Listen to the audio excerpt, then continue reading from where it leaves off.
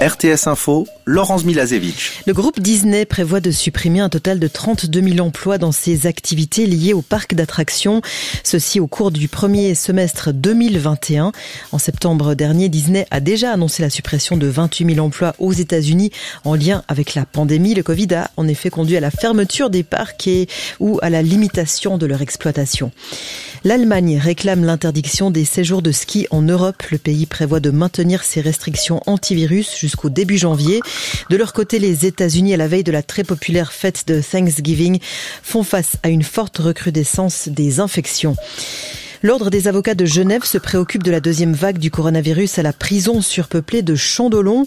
Il appelle à y diminuer le nombre de personnes privées de liberté face aux risques sanitaires. Pour rappel, 200 détenus ont dû être mis en quarantaine le week-end dernier.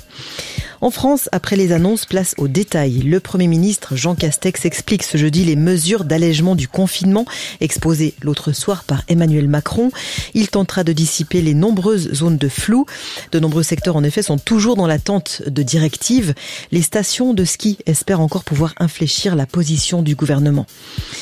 4 autres collégiens ont été mis en examen hier dans l'enquête sur l'assassinat du professeur Samuel Paty, décapité le 16 octobre dernier. 3 de ces mineurs ont été inculpés pour complicité d'assassinat terroriste. Ils sont soupçonnés d'avoir désigné la victime à l'assaillant devant leur collège. La 4e personne, une jeune fille, est inculpée pour dénonciation calomnieuse. Le monde pleure son dieu du football Diego Maradona, mort hier à 60 ans. Le président argentin Alberto Fernandez a décrété 3 jours de deuil national. Il a aussi annoncé que la veillée funèbre se tiendra finalement sur la seule journée de jeudi. À la demande de sa famille, elle se fera au palais présidentiel. Un tribunal turc a condamné ce jeudi 27 personnes, dont une majorité d'officiers et de pilotes, à la prison à vie. Verdict tombé à l'issue du principal procès sur une tentative de coup d'État qui a visé en 2016 le président Recep Tayyip Erdogan. Ces personnes ont été reconnues coupables notamment de tentatives de renversement de l'ordre constitutionnel, de tentatives d'assassinat du président et d'homicide volontaire. Le sort des autres accusés est encore inconnu. Le tribunal devrait annoncer sa décision aujourd'hui. Des prévisions météo précises et l'évacuation préventive de centaines de milliers de personnes sur la côte sud-est de l'Inde vers Pondichéry, frappées par un cyclone, ont permis d'éviter toute perte de vies humaines. Sur place, les secouristes travaillent à remettre le courant et dégager les arbres qui sont tombés. Un adolescent de 16 ans a perdu la vie hier suite à un accident de la circulation au Lac Noir dans le canton de Fribourg.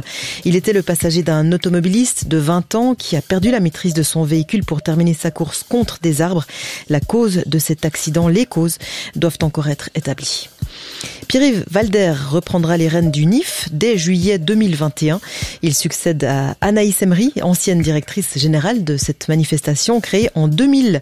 Ce festival international du film fantastique de Neuchâtel qui est devenu en moins de 2 décennies un rendez-vous cinématographique incontournable dans le registre du fantastique. Donc, le stratus est tenace ce matin sur le plateau avec une limite supérieure vers 800 mètres. Il se dissipera partiellement au fil des heures. Ailleurs, le soleil brille. Côté température, maximum 6 à 8 degrés selon les endroits où il fait du soleil. Continuez l'actualité sur rtsinfo.ch.